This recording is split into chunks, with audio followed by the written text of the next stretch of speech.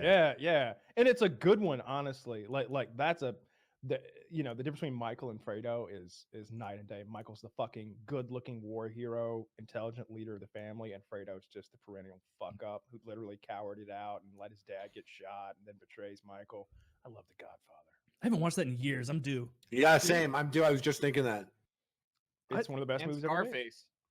Harley. No, that I do once a year. Yeah. How's your quarantine going? Bro, I've been fucking training for this shit for 20 years. Me too. Literally, as long as the Wi-Fi is still up, I like, let me clear it out right away. And I know you guys have a special audience. I don't have to give a disclaimer, but I do think it's fucked up. And I think it's crazy, and I think it's really grim. And I know a lot of people are going through some shit. And I definitely believe that, us here, we are fortunate in many ways, especially even if the job can be done under these circumstances. But job aside, in leisure time, I know a lot of people are losing their mind with leisure time. I am fucking chilling, bro. I am chilling. I got like bells in the bank on Animal Crossing. I'm flipping houses in House Flipper. I beat Doom Eternal on the day of. I'm taking out, I'm like sitting there and I'm like, Resident Evil Revelations 2. I don't believe I ever ended up putting you in the Xbox. And it's going in. I'm like opening up like fucking, I'm busting out like the Switch, like games that I downloaded and forgot about. I'm like gaming so much. And then I'm like sitting down and I'm like, Lord of the Rings extended cut trilogy right fucking now. And it's like, these are things Break that out like the adult diapers. It's movie watching time. Realistically though, like, I mean, like you guys, if you like gaming or you like TV, some people need to get out there. I don't need to get out there. I would do it, but I don't need to. So I'm cool. Like, twisting up, blazing and playing a game and watching some shit and like doing it at the same time. Like I have like a TV running, the Switch on, and my laptop is like just playing like YouTube fucking just 2 hour movie about from like 2 hour movie about you guys. Yeah, like literally like I'm just consuming and it's easy. And there are moments, and this is how I know everyone's fucking losing their mind or they're going to, is because I've had a couple moments where I've been like, I can't with this shit anymore. And that's me. And it's just a brief moment. And then I'm like, damn, if I have that thing briefly for like 5 minutes, there must be some people out there that are tripping. Mm-hmm. But, like, I mean, I'm an inside guy. Like, I like gaming. I'm like chilling. Like, how are you guys doing? If I had weed, it'd be so much easier. I just wouldn't care even a little bit. But at some point, you're just kind of like, you've cleaned the house twice today. Like, and you're just so bored. I've scrolled all the way through like my TV channels, like every one of them. I've opened and closed Netflix 8 times to see if there's something on there I want to watch. I've walked back into here to see if anybody's on Discord talking or chatting about something. I've looked at what the game releases are going to be, and I'm just like, I've talked to my dad, I've talked to my mom, and I'm just like, whew. All right, been up for 1 hour. Now what? I got a good one. You could take Netflix movies and sync them together. Yeah.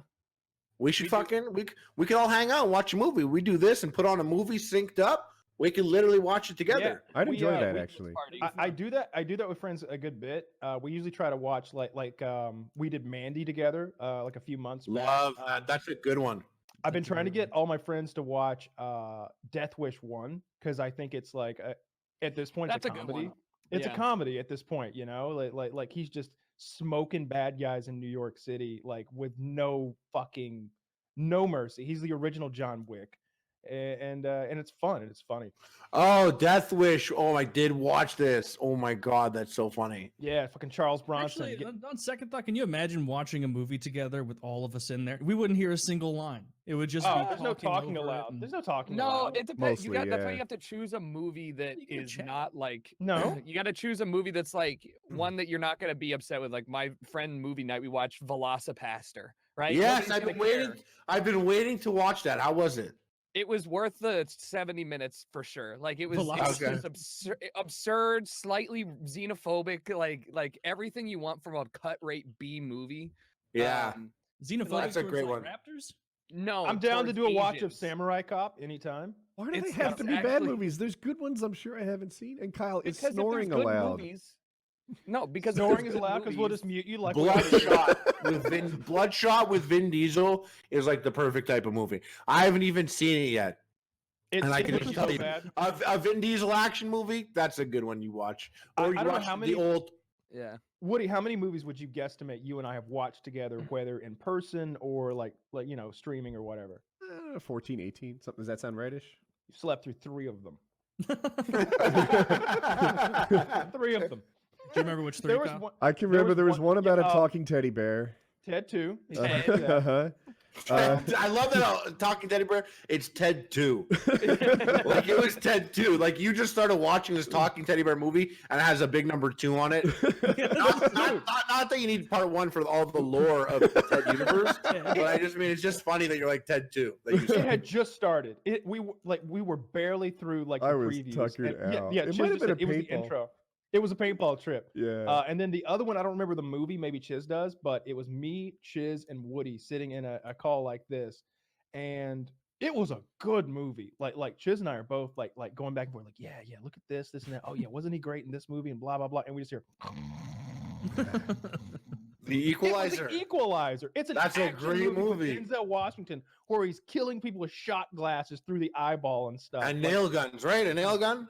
anything. that Like he Equalizer? does that. He does that thing where he like stops time in his own head and imagines how he's gonna kick the shit out of. I four men. love that in movies, and I also love in movies. Didn't we talk about this the last time on? I always have this whenever I'm here. That I like that in movies where like it stops and they calculate shit, or Yeah. they stop and like it's slow mo and they explain something to you Mm. or whatever. And I love also when movies start off with like news reports cut up and interspliced, creating the universe or whatever. Like in like Dawn of the Dead when it starts off. I love when movies start like that. I love that shit. Oh, like 28 exposition is what that's called. And it is literally Today in the news. movie Today flaw. in the news. No. You can always tell you're watching a great movie when like you turn it on Netflix and it's just like 2 people walking next to each other in a sparsely populated high school hallway, like to set the scene. That's like, Susan, what are you doing after school today? It's like, oh, Joanne, my friend and favorite cousin, I'm going to Stephen, my boyfriend's house for the local festival our town does every year since the event. And it's like, this is gonna be good. This is gonna be good. No, I like it's not just limited to that. It's like it's that overall. Like you remember like in Planet of the Apes when at the end he coughs into his hand and he goes to the airport and then they're showing all the connecting flights and it shows how it's spread out all over the world. Like I like when there's like a universe. You remember? Here's a perfect example. Remember Children of Men? Yes. Yeah. Very well. Great movie. I loved it. But I wish I got a movie about baby Diego. Remember they always just showed baby Diego. He was the youngest baby, the last born person. I found that so fascinating in itself too. That would have been a good Black Mirror episode. Yeah. It was Yeah. such an odd little quirky future kind of thing. For everyone who doesn't know, Children of Men is about a future where women have stopped being fertile and having babies, and nobody knows exactly why. And baby Diego, quote unquote, was the last baby born on Earth, and now he's like a 25-year-old man. And then they would cut to like fake CNN reports about him, and you'd see him, and I always just found that interesting, you know. People rip on exposition as a way to open a movie. Kyle, help me with the title. What's the Tom Cruise time travel movie where he plays a guy who fights? It's Minority Report. It's not the one I'm going. No, Live, Die, Repeat. Oh, that's Live, Die, Repeat. Live, Die, Repeat. Edge of Tomorrow, Edge of Tomorrow. Yeah, that movie is 10 on 10. And I've seen it so many times. Started I love off that movie with like news reports, like a CNN with a chyron at the bottom, and they're kind of explaining battles lost and won and what the problem is. And I don't knock them for it at all. In 2 minutes, we understand the universe. Yeah, I don't knock it. Sloppy exposition is terrible. Perfect exposition is great. Like Terminator starts off with, there's some exposition in there, August 29th, 1990. Like she breaks it down, right? Terminator 2, like what they happened? dropped the bombs on us. Judgment Day. and so like it's when it's good, and when it's bad, it's horrible. Okay. When it's normal, I just think that the vast majority, like the bell curve of awful exposition, it's like very much towards that side. I think that normal movies that start off with exposition, especially the news clips, are like indicative of when you're reading your like classmate from high school's like history paper, and they're like conquer noun, like or like, here, and then they give the definition of conquer, and you're like, well, yeah, but like. There's better ways to do it. In this article, or in this essay on Alexander the Great, we'll talk about what it means to be a homosexual. It's defined and I watch a lot of Next Generation, and there's a character on it who, like, essentially she can sense people's emotions. Diana Trent. And their feelings. Yeah, exactly. And like sometimes aliens come in and they're just exactly. Aliens come in sometimes and they're like, bleh! And everyone's like, oh, and then she's like, oh, I sense from them. They come from this planet, and they're angry because they need this and that and this and that. And they're like, so we should do this episode? And she's like, yes. And like, that's how that episode begins. She's the most worthless character. I hate her so much. She's just there. She's just there, literally for exposition. That's what they really need her there. She's there for tits and ass and exposition, and she does both poorly because she has no tits and she has what I call long back syndrome.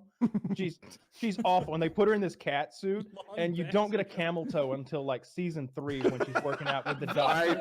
I know this episode. Yeah, you know the episode where her and the doctor are doing like calisthenics with a mirror perfectly behind them, and they're doing like squat thrusts and like that thing where you sit Indian style and like flex your knees out and stuff. Yeah. I always thought her hotness was way overestimated. Way overrated. Right? First of all, her name is Mariana Sirtis. She is a rape victim in, going back again, Death Wish 2, I believe. She's laying on the floor all topless, and she was complaining. She's like, can I put something on? And the director's like, no, we need to get the lighting right. And so she's laying there titties out for like 2 hours. And so like she cries at expos when she talks about how thankful she was for Star Trek giving her a career that didn't require tits and ass. Yeah. Speaking of Star Trek girls, you guys know 7 of 9? Jerry Ryan, yes. Yeah, that's a good one. Arguably a top one. Her husband would take her to sex parties, and that came out in the divorce proceedings. That's pretty cool. Those are some lucky sex party participants, right? Imagine if, like, I just feel like, dude, if I had a deck of cards, right, and my wife is the ace of hearts, I don't take her to a sex party and just take whatever card you brought. You know I'm going to end up with some jack or 10. Kyle's going to say something here. The sex party that you take Jerry Ryan to is not just a random bicycle deck that you pick up at the dollar store. Party. Yeah, there you go. He's right. He's right. It's all kings and queens and aces in there. I hear you, but if you're married to Gal Gadot, I feel like I lock that shit in and don't share. Yeah, but you know what? That's just the type of person you are. Maybe that's it. No, but I think like, you go there and you're getting basically some Justice League level quality primo. Right. That's what you're getting. You're getting like there's a whole league out there. Yeah, I just can't imagine it would smell good even in a high class one of these. They mop those things down and disinfect them every night. Yeah, but there's a lot of sweaty men with their trophy wives. Oh, I'll tell you. I wouldn't do it. It hard. I wouldn't do it. No, I wouldn't do it. Now that I wouldn't even go. No, I wouldn't even go solo. They have like there's like a sex club here in Toronto, and like you can go there and it's like free for women or men pay like $40 or something, and you get in there and you can like be naked or have a towel wrapped around you or a robe, and you have like kind of like a green card or a red card, and it's like green means like you can approach me and talk to me and touch me. Red means I'm just watching, and like people go and like fuck on the couches, and there's like a hot tub there and everything, and just the thought of it is like, I don't want it. It's like a Brazilian steakhouse. You flip that card on, you literally you're done eating. Like, no more cock for me. Sorry, I've had more than enough dick. Is there a yellow card where like, hey, I'll just blow you? There is some middle ones. I don't know. I never ended up going, so I don't know. So you're absolutely right. 7 of 9, one of the hottest. That cat suit they had her in, she would faint between takes. It was way too tight for her. It actually has like it's like a fucking corset where there's like bone in there, not actual like animal ones, but it's called boning, to like really cramp in her ribs, which is super hot. Jolene Blaylock on the Star Trek Enterprise, which was awful, she was their fucking tits and ass appeal. She was really hot, and then Deep Space Nine had Dax, who I thought was really hot, and even that's a good one. That's and a good even one. Colonel Kira was had a kind of with the the Is girl she with the the wrinkled nose. Oh, Yeah. oh no. Okay. She also has long back syndrome, though. It's outrageous. Huh. I'm not sure long back syndrome isn't just the outfit not fitting right. When you No, see it's- Jerry I think it Ryan just in means her little outfit, ass, right? she does not have long back Her, syndrome. her outfit's designed not to have long back syndrome. Who's the hot one who died early on in Next Generation? Short blonde hair. Yeah, she was. She got replaced by Worf. Oh, she died in real life. Yeah, her character in that show was like. She didn't die in real life, did she? No, No. she didn't die in real life because she Oh, came yeah. back later. She fucked That's what I Data. asked. She did fuck Data at one point, I believe. I'm Tasha Yar was the character's There you name. go, yeah. She had a real hard go of it. She the I think it's Rick Berman, the guy who was making the show at the time, was a real sexist piece of shit. And he was paying her very little money, and she came to like contract negotiate, and he was like, "How about we just kill you by a big oil monster?" And she's like, "What? Oh, well, no, hang on, I'll back up. No, the oil monster kills you tomorrow." And so then the next episode, a fucking oil monster fucking zaps her. And normally in Star Trek, people get zapped, and they're like, "Is he okay?" Yes, he's still breathing. Well, we got to get him back to the ship. Right. And that's the ticking clock of the episode. She gets zapped, and they go, "Is she okay?" And Riker just goes, "She's fucking dead." Yeah. And He they're says like, fucking "What?" dead? Yeah. Really? No, he doesn't say fucking, but He goes, "She's fucking dead, you stupid Jewish idiot." They and do. everybody They, reacts That's like, literally what he says on the show. she dies. They declare her as dead and remove all hope that she might come back. And as a Yeah. viewer of Star Trek, who's seen not many main characters died year after year, it's like, all right, but what's the catch, right? You know, do you go down to hell and get her soul back, or is she now? Do you get to discover her in the oil monster, and you just have They're to just put her covering all their essence? bases uh, as they're saying it. They're like, "What if we try the revivalizer?" No, that won't work. The fucking atmosphere is too hot. Yeah, It's no, like- they just There's remove too all many hope, stars in this quadrant. and I'll tell they you what never they give do. it back. They do give it back. Oh, So cool. later on, I believe Tasha Yar from an alternate reality pops into ours, and there comes a time where there is a need to send some people back in time to finish a fight. So there's like a wormhole gets created, and these people from the past come into our reality, and Tasha Yar is also there. And because they came into our reality, it was like if a bunch of Civil War soldiers from the North came to today, and then all of a sudden the entire history changed and the South had won, and we were like, "Whoa, you guys got to go back and If die only. because your heroic deaths were what spurred the Union on to win the war." And they're all, and that's what happens. They're like, "You guys got to go back and die helping those Klingons because it was your sacrifice that ended the Klingon Federation war." So they put Tasha Yar in the fucking ship, send her back in time, and we think she dies, but what really happens is the Romulans kidnap and turn her into a rape concubine for the rest of her life. She has a daughter with a Romulan senator, and when she tries to escape with the daughter, they execute her dead because the daughter rats her out. The daughter grows up because they went back in time to look just like her mom, and now she's evil Tasha Yar, who's half Romulan, and she becomes a part on the show for maybe 6 episodes total. Huh. The more you know. The more you know. I've never watched an episode of Star Trek. Yeah, Neither have neither. I. I have no idea. It's just not. I grew. I was a little too young for it. My family didn't. My parents didn't care about it, so I never had any like driving force. It was like I should watch Star this. Trek. Star Trek is a great one. Star Trek Next Generation, I think, is just like you can like look up. You don't need to watch every episode. You can just look up like best episodes, must watch episodes, and they're like standalone amazing pieces Oh, that really? will literally like the best Star Trek episodes. Like 5 minutes in, you're thinking to yourself, "Damn, what the fuck would I do? Yeah. Like, what would I do if I were them?" There's Go always masturbate like in that choices chamber or that, things. like, makes things I'm gonna, real. yeah, I guess I'm gonna come in a cup and sip it. Yeah. Sip it slow. Yeah, you're absolutely right about that. Like, there are a few episodes in TNG that I skip, but my favorite is definitely Deep Space Nine. I just rewatched Deep Space Nine about a week ago. The whole fucking thing.